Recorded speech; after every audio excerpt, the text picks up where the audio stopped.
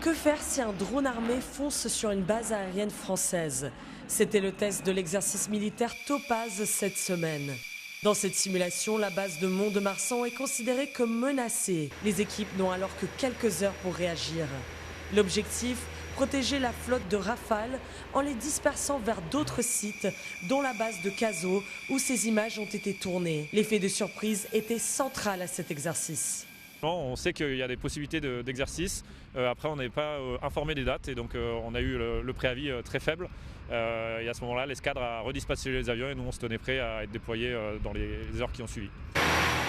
Certains avions ont même subi des pannes simulées pour tester la rapidité des équipes au sol. Au total, 20 engins et 145 personnes ont été dispersées sur 4 bases en France. 24 heures plus tard, l'exercice s'est conclu par une frappe simulée sur des avions ennemis. Pour l'armée de l'air, ce scénario reflète les réalités du terrain, notamment avec la guerre en Ukraine. C'est des menaces classiques désormais que vous rencontrez sur les théâtres de guerre actuels. Par exemple, une attaque de drones qui viennent de très très loin et qui viendraient saturer la défense de la base aérienne. Le message est clair, disperser rapidement les avions de combat reste primordial face aux menaces de drones ou de missiles.